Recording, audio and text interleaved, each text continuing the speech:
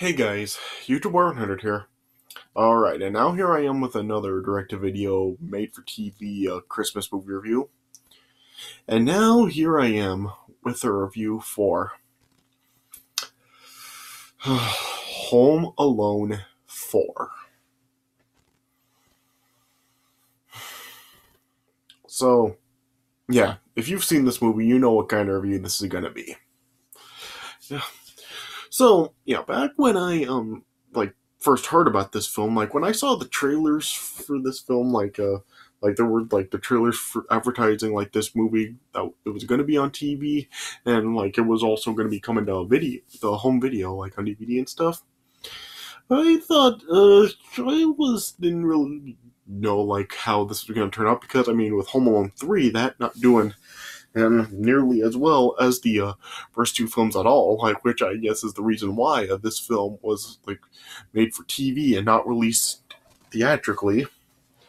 Yeah, I just really didn't know because, of course, everybody knows how Home Alone 3 turned out. It didn't even have any of the original characters in it, so yeah, why did they even make it? Why would they even continue a franchise when it didn't even have the original characters back?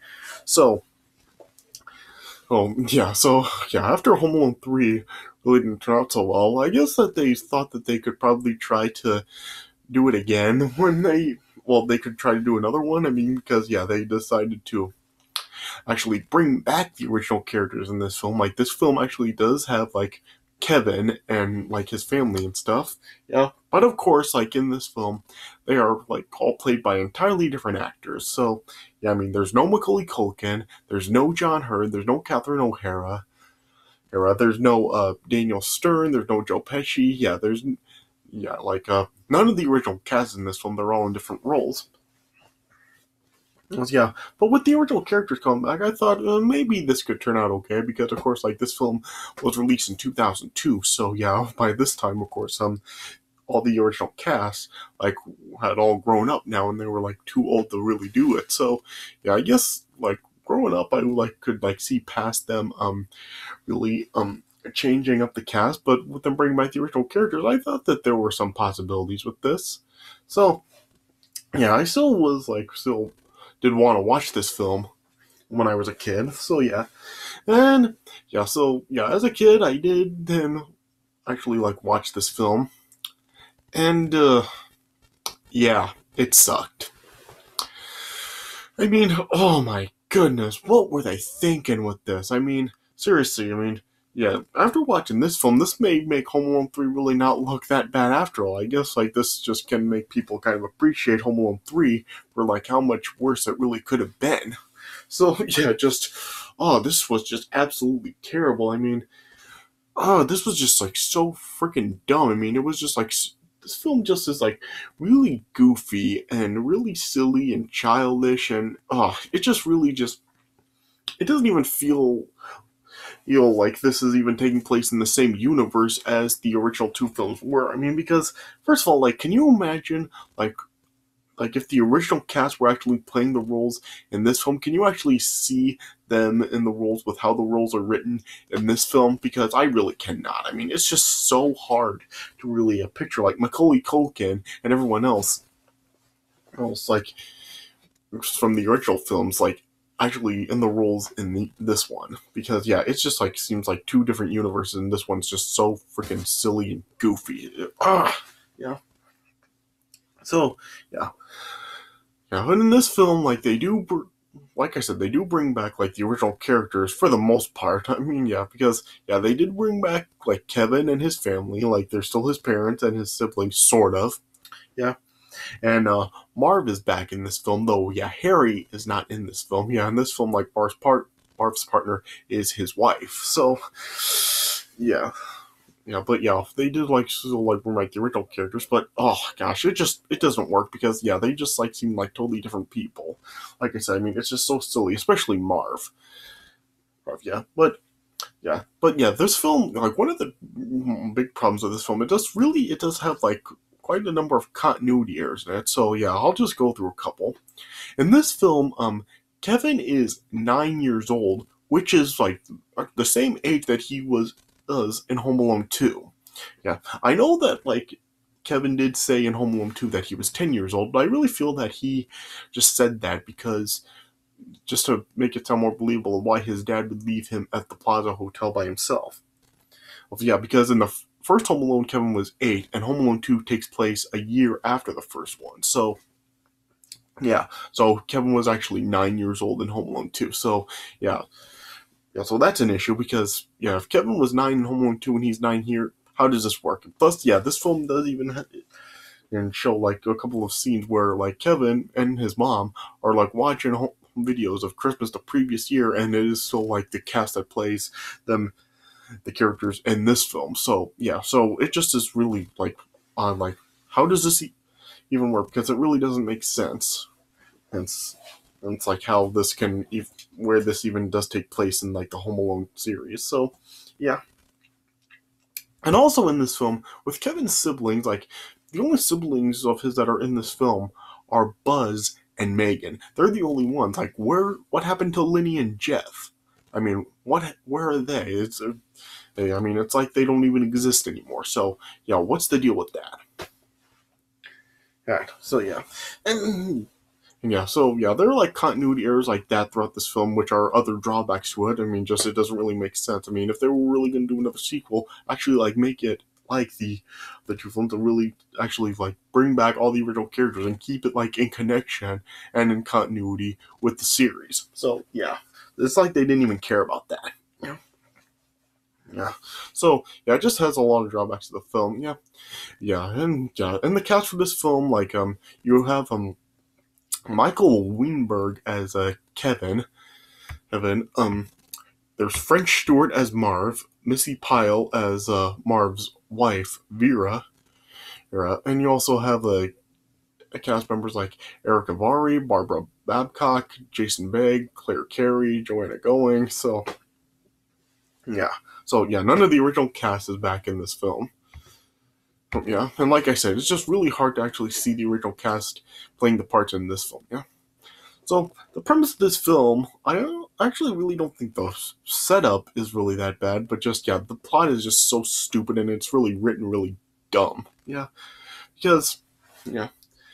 The setup for this film is that, Kevin's parents are, like, in the process of getting a divorce, and so, yeah, and with Christmas coming up, the kids are all living with the mom, but yeah, the dad is, really wanting the kids to really try to come and spend Christmas with them, which, yeah, wasn't Megan turned down. Kevin initially does, but he does accept it. And so he's staying with his dad and his now new wealthy girlfriend and for Christmas. And it turns out that Marv is now like resorted to kidnapping instead of robbery. And yeah, Peter's girlfriend Natalie in this film, like she's planning to like throw a party, and she's even like having a royal family visitor. And Marv and Vera are planning to kidnap the son of the prince, and for a ransom. So yeah, and of course like Kevin does know Marv, and yeah, he does see Marv breaking in, and yeah, and once he knows that Marv and Vera are like trying to come in, and like Kevin is just like doing everything, trying to really just take them down and really stop them. So yeah, but yeah, this movie just it's not good. I mean, it's terrible. It's dumb. I mean, it's not funny. I mean, the slapstick in this film, it just isn't funny. Yeah, I mean, yeah, the slapstick just really does not compare with the slapstick of the first two films at all, and even the third film. Even the third film had better slapstick than this. So yeah. Yeah, so really, I just don't know what to say. I mean, just French Stewart, he just like plays Marv just way too silly and goofy in this film. I mean, I know that Daniel Stern was like silly in the role of Marv, but I mean, he did at least like provide comic relief to him. Like he actually like he knew like how to react, just like with the high-pitched girl screams and stuff. Like he was actually like able to have humor to him. French Stewart just does not have that. I mean, he just like it's like French Stewart just trying way too hard to be funny as Marv, and it just isn't working. And because he just like makes some really like just really over the top noises in this film, and just the way that he sells like the pain and stuff in this film, it just is like really comical and just it just is really over the top, but it's not funny at all. So yeah, it's like Prince Stewart just was trying way too hard to be funny in this film. So yeah. And yeah, even like the rest of the cast in this film as well, just they really don't do very good jobs in this. Like Michael Wingberg as Kevin, he just really makes Kevin like really, really immature. I mean, just Macaulay, it just really doesn't even seem like we're watching the same character as Macaulay Culkin. So yeah, and yeah, even the other cast. I mean, I guess the kid that plays Buzz in this film, I guess he does just fine of still like playing like the jackass that Buzz is. But yeah, and the actors playing the parents, Peter and Kate, I mean, I guess they do just fine enough. But yeah, well, just like I was saying, it's just hard to really picture like John Hurt and Catherine O'Hara in the roles in this film, because it just really seems like they're two different people than they were in the first two. I mean, of course, like they got the divorce going on, but even then, like with their performances, it just really seems like we're watching like completely different characters. So yeah. Yeah. I mean, I guess there are some actors that do okay, like Eric Avari as Natalie's butler Prescott in this film. I guess like he does just fine. I mean, Eric Avery overall, he's just, like overall a relatively good actor. I mean, of course, like he was in The Mummy, he was like a Evie's a boss at the Museum of Antiquities. Yeah, and he's been in some other films as well. So yeah, I guess yeah. So he's a relatively good actor. So I don't think he does that bad in this film. Yeah, then overall, I think that he may be the best actor in the film. So yeah, and this film also does like have another like twist on it as well, where because in this film, Marv says that he has like an inside man for the job, and yeah, it turns out that the accomplice of Marv and Mira's accomplice in this film turned out to be a different person than it's originally thought to be. So yeah, but yeah, overall, just the film it just is not good. I mean, it's silly. It's dumb. It's not good. So I just really don't know what else to say about it. So I would give this film probably like close to 1 star. Oh, and I should also mention like the musical score for this film. It gets really annoying because there's one track in this film that just keeps on playing over and over and over again. Just yeah, it's like in the film even starts off with it like it's a score that goes dun dun dun dun dun dun dun dun dun dun, and that plays like a million times in this film, and that gets so freaking annoying. So yeah, just shut up, quit playing the same music over and over again. And there are even like a couple other tracks in this film that keep playing over and over again too. So yeah, the musical score just gets very repetitive, and it's just so freaking annoying. Just enough is enough. Yeah. Yeah, and there's also like this thing going on in this film where like Kevin now has a teddy bear, and apparently like it's like the most important thing to him or something. Because yeah, at one point the parents are talking about just how much the teddy bear really means to Kevin and stuff. So yeah, I mean, when did Kevin all of a sudden become about teddy bears? So yeah, it just really doesn't make sense. It's like they're just like trying to really like retell the story, and it just seems more like it's not even in continuity with the first two films at all. So yeah, it just really makes no sense. So yeah, so I just really don't know what else to say about it. So yeah, I guess I'll just go over the premise of this film. I'm probably just gonna skim through it because there's really not a whole lot to talk about. All right, so yeah, like I said, oh yeah, and also like before I actually do talk about one more thing I want to say is that despite the fact that this film is called Home Alone, Kevin is not even alone at all. Like he's never alone once in the entire film. I mean, I know like he wasn't actually left home alone in the second film, but yeah, he was still like out on his own. So yeah, he was still alone. Oh yeah, but here he's not even alone at all. So yeah, so the title is just even like misleading too. So that's like another problem with the film. All right. Okay. So yeah, I just wanted to talk about that one more thing. All right. So let me just like skim over the premise of this film. So yeah, like I said, Kevin's parents are in the process of getting a divorce, and all 3 kids are living with the mom. But then yeah, Peter then comes, and then yeah, he's just saying how he wants the kids to really like spend more time with him, and he wants them to come over and stay with him for Christmas. And yeah, the 3 of them initially like turn it down. Yeah, like Kevin, Buzz, and Megan, they all initially turn it down. Like I said, where are Lenny and Jeff? then after like Buzz was like babysitting Kevin, and yeah, Buzz was just being a total jerk.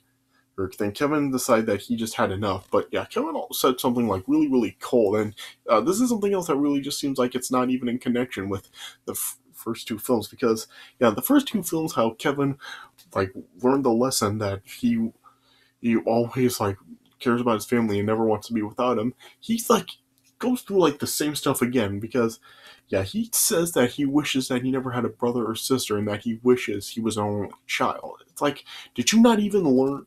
Did you just forget what you learned about in the first two films? Yeah, just it's so dumb. Yeah, but then yeah, Kevin then decided, because of how he was being treated by Buzz and everything, that he would accept his dad's invitation. So yeah, he then took a cab to his dad's girlfriend's Natalie's house, and yeah, as I said, Natalie is a wealthy woman, and yeah, and the house that she lives in is a smart house, and they are able to like just voice control everything via remotes. And yeah, and then yeah, Natalie's butler Prescott was acting like very very sort of like suspicious to Kevin, act, and like acting very dark, dark and mysterious, as if like he really like hated Kevin or something. And then once it showed that Marv and his wife Vera were like um spying on the house and scouting it. And then yeah, as I said, they have the plan to kidnap the prince, and so the royal family visiting Natalie in order for a ransom. And yeah, like I said, Harry's not here. I don't know if like Harry's in jail, or if he just abandoned Marv, or what's going on. I don't know if Harry did like totally change his ways and he's just done with his crimes and stuff, with his criminal life. Yeah, I really don't know like what happened with Harry. They never do actually acknowledge where Harry is. Is he in jail? Is he just like now out and changed his ways totally? Yeah, they never really fully explain.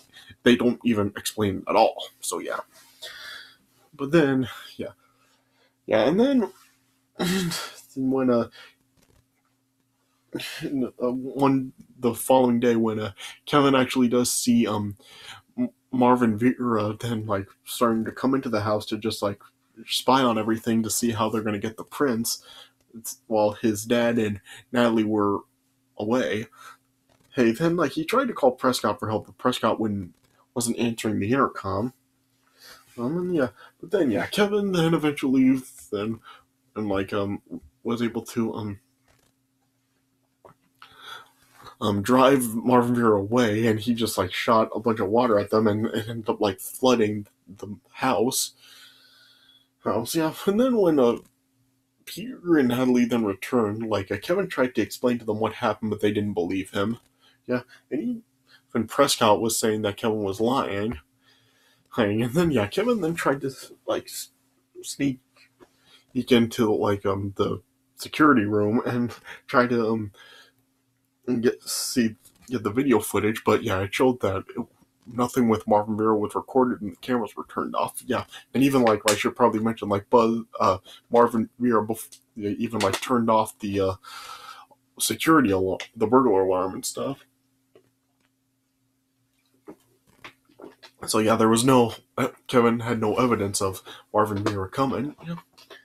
Yeah, and then yeah, later that night, then Kevin, Peter, and Natalie all then like bonded together to try to cheer themselves up, and then they trimmed their Christmas tree. Yeah, but then yeah, I told them the next morning like it was retrimmed by professional decorators of Natalie's. Yeah, yeah, and then yeah, that then like the following night, then as like they Peter, Natalie, Kevin, and Prescott and Natalie's maid Molly were then like preparing for the party for the royal family's arrival. It showed that as Peter and Natalie went to go pick up the royal family, as the caterers were arriving, Kevin then saw Marvin Vera disguised as caterers, and he tried to like tell Prescott once again, but Prescott was like just not really like seeming like he was the accomplice. Yeah, Marv like did mention that he did have an inside man for it, and it appeared to be Prescott because he seemed to just be helping them. Yeah, but then yeah, Kevin then was able to lock Prescott in a freezer, and he then was throwing out Marv and Vera some more, and then yeah, as Peter and Natalie then were like heading to pick up the royal family, they then got a call from the family that their flight was canceled. So then Peter and Natalie decided to announce their engagement instead. For the party, yeah. Yeah, and then yeah, as Marv and Vera then tried to come back in the house, Kevin was like fighting them off some more.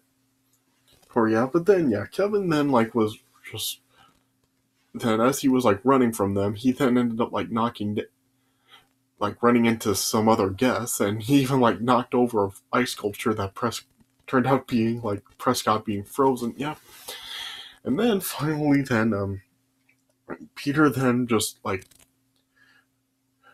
then like went after Kevin and then just questioned him. Kevin tried to explain it again to Peter and Natalie, but yeah, they didn't believe him once again. And then Peter finally came to the conclusion that he just thought that Kevin was trying to sabotage his relationship with Natalie. Yeah. Yeah, and then he just like told Kevin to go to his room and think about it. Yeah, and then that night, as Kevin was in bed, Natalie then like came into Kevin's room and was just telling him that if he pulls anything else, that he'll be evicted from the house. Yeah.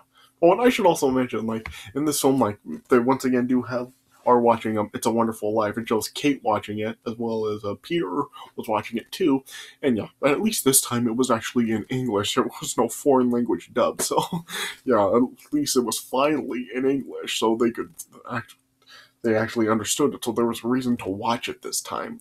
Yeah. And then finally, Kevin decided to take matters into his own hands to catch Marv and Vera by himself. And then, so yeah, he then set up like some small things to sabotage them. Like they're not really like actual traps like in the first two movies. It's just like some small little like booby pranks. Like he tied a pot up in a position to like for it to swing down, yeah. And he also like attached a chain to the elevator in the house, yeah. And he also like used some recordings that he had of Marvin like remixed them into other sayings, yeah. And then the following morning, on Christmas morning, then Peter and Natalie then went to pick up the royal family. And then as Marv and Vera then were coming into the house, Kevin then like tried to get rid of Prescott because of course, he believed Prescott to be the accomplice, and he locked Prescott in the basement. But then, yeah, Molly then came by, and then she revealed that she's the accomplice.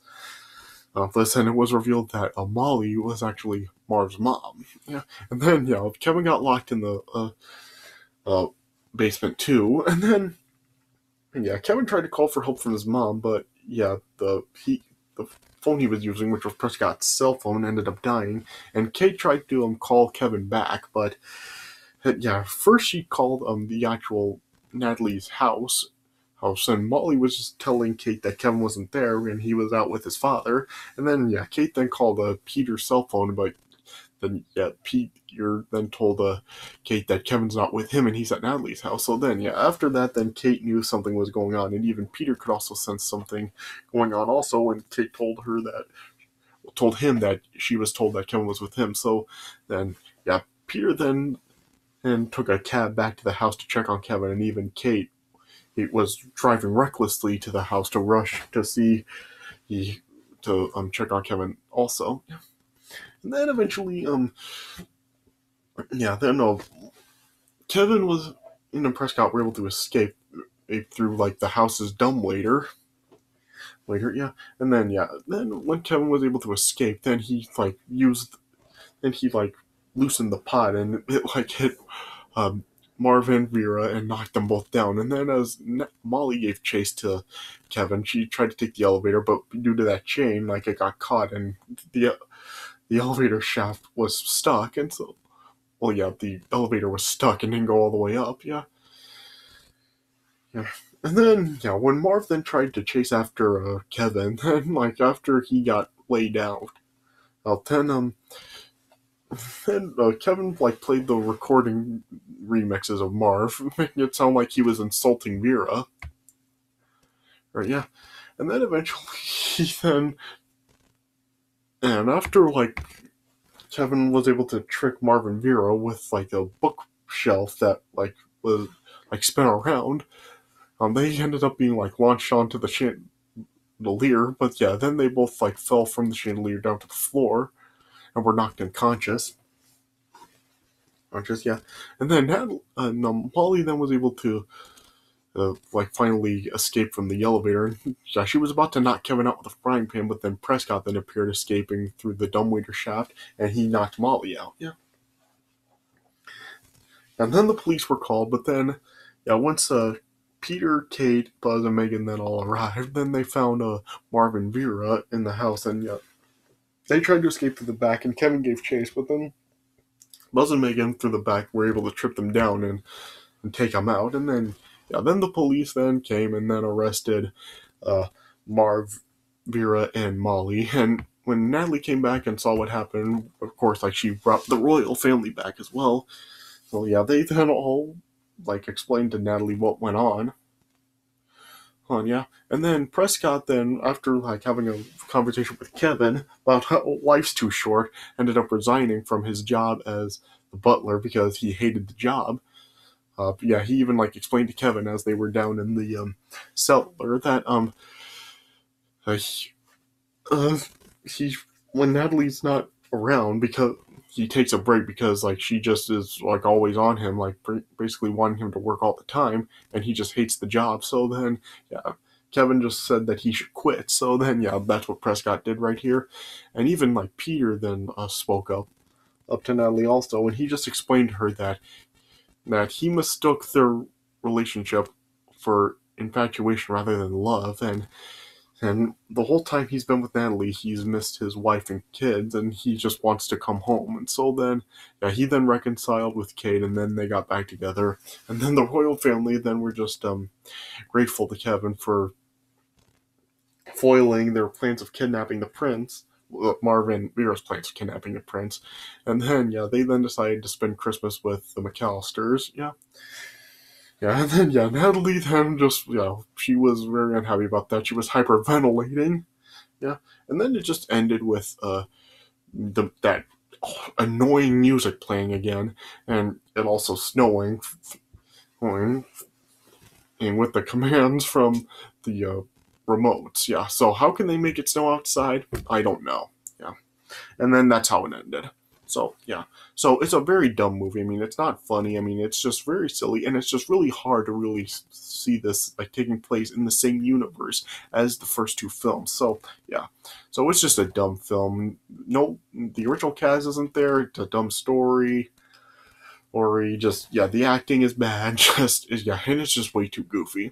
So yeah, I do not recommend it. Yeah, even if you do who love the Home Alone series, like with the first two films, and if you really are like do like that the Kevin and everyone is brought back in this film after not being in the third one, don't let that fool you because yeah, this is even worse than three. And somehow they actually made a fifth Home Alone, which I have never watched and I probably never will. So yeah, I don't even know how that one is. I don't know if it is better or worse than this film. I don't know, and I probably never will know. But yeah, regardless, yeah, still avoid this film. Don't check it out at all. So yeah, so that's all I can really say about it. Like I said, 1 star out of 4. All right, so I guess this is all I really have to say about Home Alone 4. So this is my review of Home Alone 4. So I hope you guys enjoyed this review. So thanks for watching, and I'll see you guys later.